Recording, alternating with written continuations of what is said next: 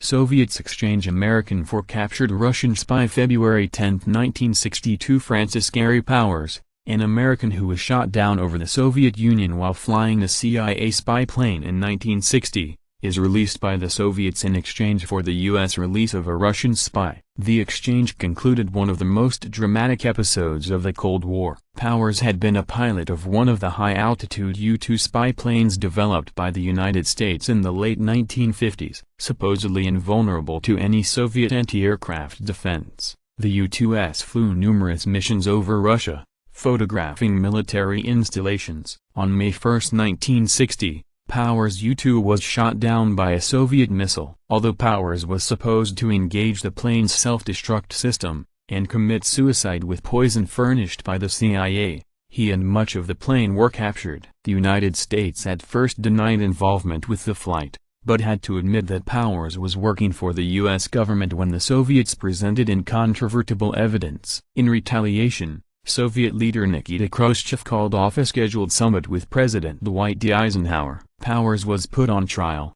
convicted of espionage, and sentenced to 10 years imprisonment. In February 1962, the Soviet Union announced that it was freeing Powers because of a petition from the prisoner's family. American officials made it quite clear, however, that Table was being exchanged for Powers, a spy for a spy trade, not a humanitarian gesture on the part of the Soviet Union. The U.S. government announced that in exchange for Powers, it would release Rudolf Abel, a Russian convicted of espionage in the United States. On February 10, Abel and Powers were brought to the Geilenecker Bridge that linked East and West Berlin for the exchange. After the men were successfully exchanged, Powers was flown back to the United States. In an announcement, the Soviet Union declared that its release of Powers was partially motivated by a desire to improve relations between the Soviet Union and the United States. U.S. officials were cautious in evaluating the Soviet overture, but did note that the action could certainly help lessen Cold War tensions. The exchange was part of the ongoing diplomatic dance between Khrushchev and President John F. Kennedy. Both men seemed earnestly to desire better relations,